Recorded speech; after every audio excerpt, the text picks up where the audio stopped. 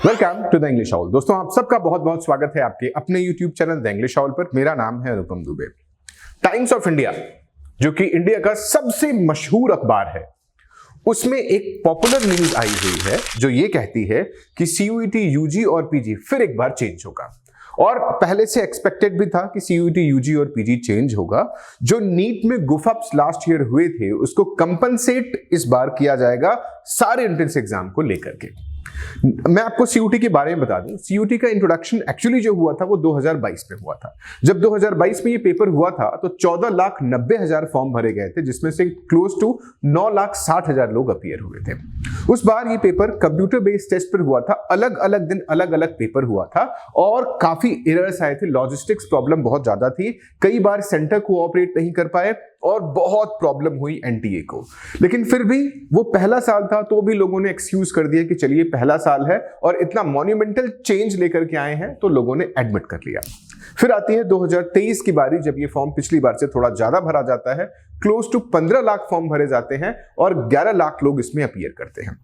इस बार पेपर में गलतियां बहुत थी, बहुत एरर्स पाए गए और जो क्वेश्चन के चैलेंज करने की कॉस्ट थी वो 200 रुपए थी और जो पब्लिक आउटक्राई था वो बहुत ज्यादा था। फिर एनटीए ने इस बात को एडमिट किया, लेकिन कुछ कर तो सकते नहीं थे क्योंकि पेपर हो गया। 2024 ने इन्होंने रिवर्स कर दिया सिस्टम और क्या किया कि इन्होंने पेपर को हाइब्रिड मोड पर कर दिया। हाइब्रिड मोड क्या है? यानी जिस पेपर में पार्टिसिपेशन ज्यादा है उसको इन्होंने पेन पेपर मोड पर कर दिया और जहां एप्लीकेंट्स कम हैं उसको उन्होंने सीबीटी मोड पर कर दिया। बट फिर लॉजिस्टिक की प्रॉब्लम तो आई, लेकिन इसके पहले नीट में जो चीटिंग का मामला था वो इतना पॉपुलर हुआ और NTA was completely in hot soup actually, जिसकी वजह से इतनी बदनामी हुई एनटीए की कि एनटीए ने सोचा कि यार अगर फिर से मैंने सीयूटी का रिजल्ट दिया तो शायद मामला गड़बड़ हो सकता है। तो इसलिए उन्होंने एनटीए का सीयूटी का रिजल्ट बहुत देर से दिया। लेकिन इसमें बीच में एक और प्रॉब्लम आई थी। पूरे इंडिया में ये पेपर 14 मई को शेड्यूल था कि पूरे इंडिया में पेपर लैंग्वेज और जीटी का पेपर 14 मई को एक साथ हो जाएगा।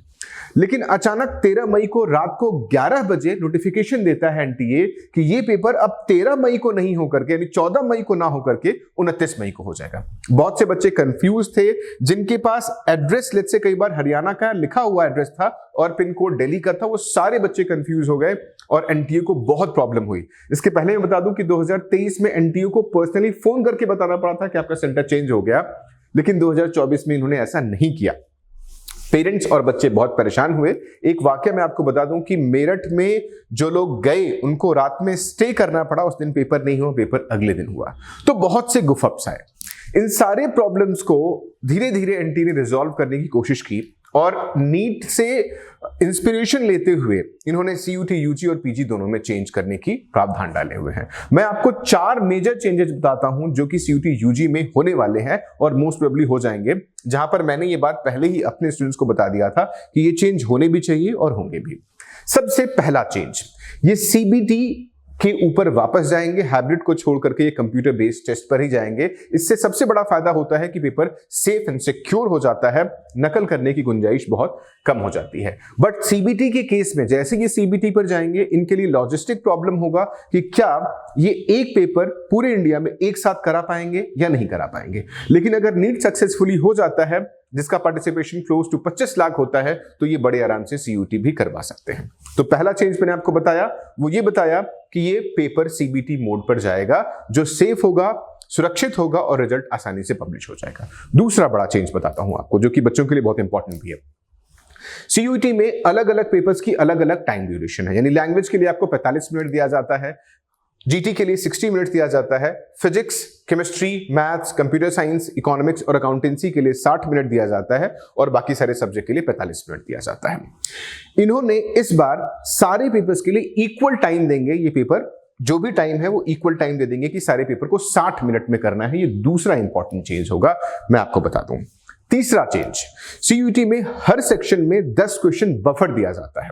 यानी अगर जीटी की बात करें तो 60 क्वेश्चन में से 50 करना है, इंग्लिश में 50 में से 40 करना है और सारे डोमेन सब्जेक्ट में से 50 में से 40 करना है। इस बार ये क्या करने वाले हैं कि सारे सेक्शन में फिक्स नंबर ऑफ क्वेश्चन देंगे और आपको वो सारे अटेम्प्ट करने होंगे। जैसे इन्होंने IIT जेई में चेंज किया, ये चेंज ये सीयूटी में भी लेकर के आएंगे। और हर एक बच्चे को आपको सारे के सारे क्वेश्चंस ही अटेम्प्ट करने होंगे। आपके पास लिबर्टी नहीं होगी या बफर क्वेश्चंस नहीं आएंगे, और ये बढ़िया भी है, अदरवाइज बच्चा कंफ्यूज रहता है कि कौन सा छोड़ूं और कौन सा करूं, और टाइम भी जाया होता है। तो ये तीनों ही स्टेप वेलकमिंग स्टेप है। हाँ, विद गॉड ग्रेस अगर एनटीए लॉजिस्टिक्स की प्रॉब्लम सॉल्व कर ले तो।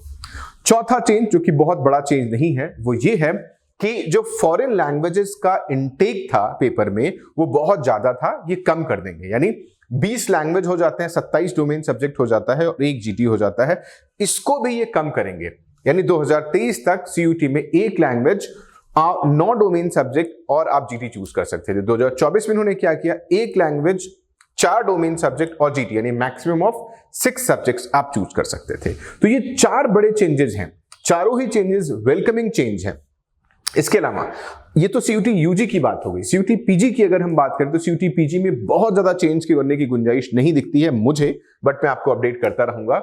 इसमें क्या है, आपके पास 75 क्वेश्चंस आते हैं जो कि आपको 1 घंटे 45 मिनट में करने होते हैं, लेकिन यहां भी ये फॉरेन लैंग्वेजेस का इंटेक कम करेंगे। पेपर वहां पहले भी सीबीटी होता था, अभी सीबीटी होता था, बफर क्वेश्चंस उसमें नहीं आते थे, तो बहुत ज्यादा चेंज की गुंजाइश मैं वहां पर नहीं देखता। लेकिन मैं आपको पूरी तरह से अपडेट करता रहूंगा।